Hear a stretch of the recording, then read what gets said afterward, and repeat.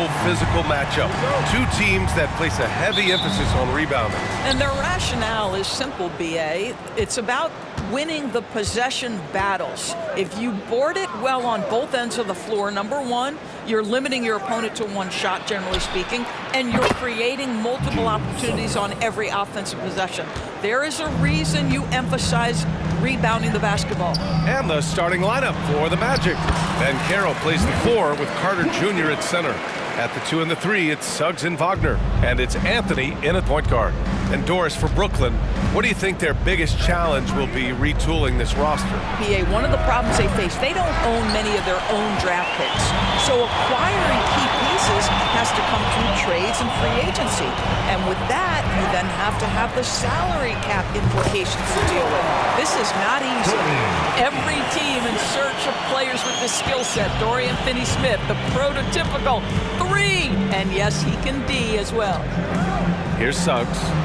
In his last outing, 16 points for him. Banchero no good. And here's Dinwiddie. He'll bring it up for the Nets. On the wing, Finney-Smith. Yes! And a nice assist from Dinwiddie. Finney-Smith's got 6. Finney-Smith on the catch, ready to rise and fire. That's big-time shooting ability right there, folks. Back to Anthony. Shot to stop the run, and that's good. His first bucket of the game. Both teams are starting to find a rhythm here. And this is partly what the game has become, right? A matter of dueling three-point opportunities. Now here's Claxton. And the basket by Bridges. You've got to be aware and stay attached to Mikal Bridges beyond that arc. This guy dangerous as a shooter. The 3 from Banchero. Claxton with a rebound. Brooklyn has gone 3 of 3 from outside and looking sharp here in the first. Here's Finney-Smith. 3-pointer off the mark. Suggs, the pass to Anthony. To the paint. Here's Banchero. Oh, and the buzzer beater is good! And credit him for understanding the situation and coming through. And to me, the way you... So, at the end of 1 quarter of play, still a close game. It's the Nets. They're up by 3. Don't go away. We'll be back momentarily. Some good action already in this one, but a fairly even matchup after this first quarter of play. And let's get your take, guys, on the scoring breakdown for the Nets. Well, in today's NBA, the three-point shot is so valuable. They realize this, and that's why they're continuing to drain as many as they can.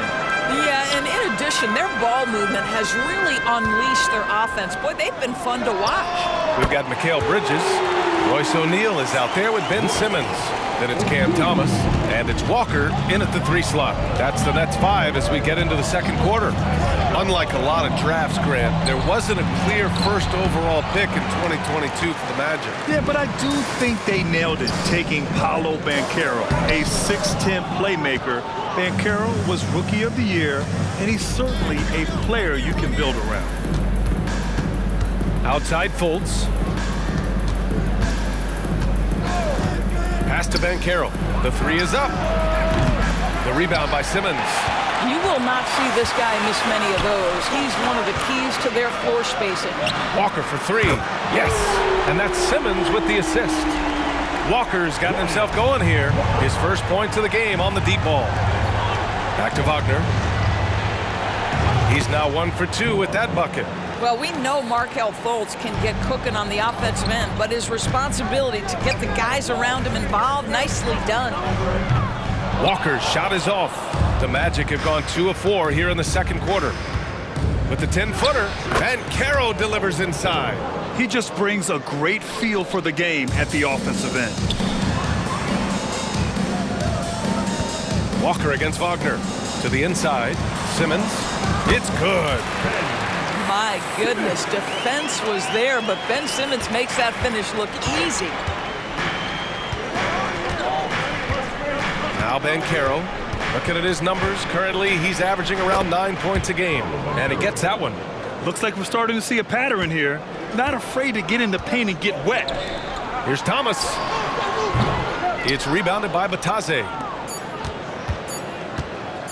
Puts up a deep 3. Ooh, he released it in time, but it's off the mark. And so a close game as we wrap up the first half of play. The Nets out in front. They're up by 3.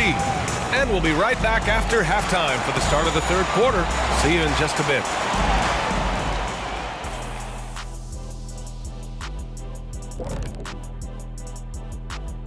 Thanks for stopping by, y'all. Take a look at Orlando. Well, I know you want to talk about standings and such, but right now, it's the GYGP. I know neither of you knows what... And taking a look now at the Brooklyn Nets. They're in a close contest. A lot of damage has been done from out beyond the arc. And that's it for halftime.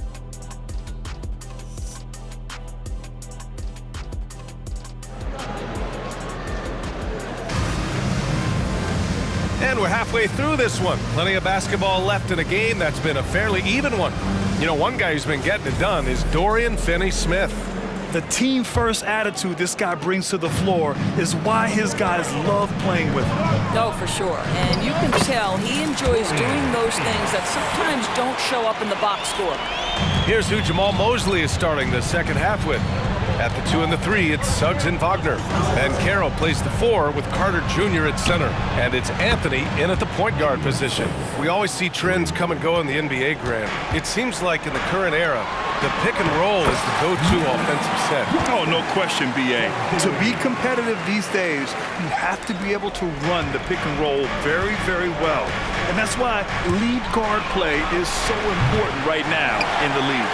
All right, let's get a report from Allie. The Magic are still young, yes, but they are developing. Coach Jamal Mosley said, quote, "We're close to getting over the hump. These guys understand that you just have to stick with that process, the growth. It's just the belief system that these young men are starting to grow into." He's really kept that positive environment. Thanks, Allie. In his vicinity, I promise you, Carter Jr. is going to catch the basketball. Woo-hoo-hoo! Outside Finney-Smith. Screen by Claxton. Nice shot by Finney-Smith. Finney-Smith's got 10 points. Keeping pace here. That's an excellent move inside. Here's Anthony. Brooklyn with the board. Claxton's got 4 rebounds now. Finney-Smith passes to Bridges. Off target from outside. And he almost made them regret defending him so loosely. 23 seconds left in the third. And Carroll with it. Guarded now by Finney-Smith. And Carroll no good. Yikes, how did he miss that? I mean, he makes 9 out of 10 of those. Johnson a screen on Banchero. Pass to Johnson. It's Dinwiddie on the wing. Buries it from 3. Dinwiddie's gotten himself on the board with a 3 there. I love the efficiency he's playing with tonight. Not scoring as much as usual, but he's been effective and they're winning. And we've reached the end of the third. Nets out in front, up by 9. And it's time to bring up the State Farm assist of the game. Now, I know he's a big man, but he's got some point guard in him if he's making passes like this. I'll tell you, in today's game, you want skill and decision-making at every position. And this is it. Glad to have you along for this fourth quarter. Dorian Finney-Smith is out there with Nicholas Claxton. Then it's Mikal Bridges. Then it's Cameron Johnson. And it's Dinwiddie in at the 1. So that's the Nets 5. Finney-Smith's shot is off. And here's Wagner. He'll bring it up for Orlando. 9-point game. And Carroll with it. Anthony, left side. Claxton with a rebound. Claxton's got 6 rebounds in the game. On the wing, Finney-Smith. There's a minute 12 left in the game. Well, now it's just a matter of watching the sand fall through the hourglass. This game is wrapped up in a strong showing for the Nets. And the huge difference today, the efficiency from beyond the arc. Yeah, once they started hitting shots, it stretched out the D and opened up the entire offense. And with this win, they've tallied up a total of 6 wins on the year. It's just the start of this season series with 3 games left between them, but it must feel great to take the first meeting. And let's send it over to Allie LaForce. Thanks, guys. I was able to hear Jacques Vaughn coaching his team during the break. He said, keep it going, guys. Ride this wave of momentum. We're playing great right now, but we can't let up. Guys, back to you. Appreciate the report, Allie. That's about trusting your instincts, knowing when the shot he wants to take is there and taking it in the catch and shoot. Mr. Wagner. Finney-Smith's shot is off. You know, I think it's desperation time for them. I'll tell you, you need absolute perfection on every possession. That's what it's going to take here. And Caro no good. Sometimes you just have an off day, and this is one of those games for him. Picked his pocket. And just not enough time for them to get back in this game. I'll tell you, it's never an easy point in the game, knowing whatever you do, you're still coming away with the L. Here's Finney-Smith. And the foul is called. He missed it, so he's got a couple of free throws coming his way. Guys, I think what you have to love about Dorian Finney-Smith is his versatility. Skill set-wise, you can play him at either forward position, and in either spot, he's going to give you tremendous defensive effort. You've got to show composure, and he comes through right when the team needs him most. The three from Suggs. Unable to get that one. This one belongs to Brooklyn. Grant, their first win comes in their third group game. And while they fall to 1-2 in the in-season tournament,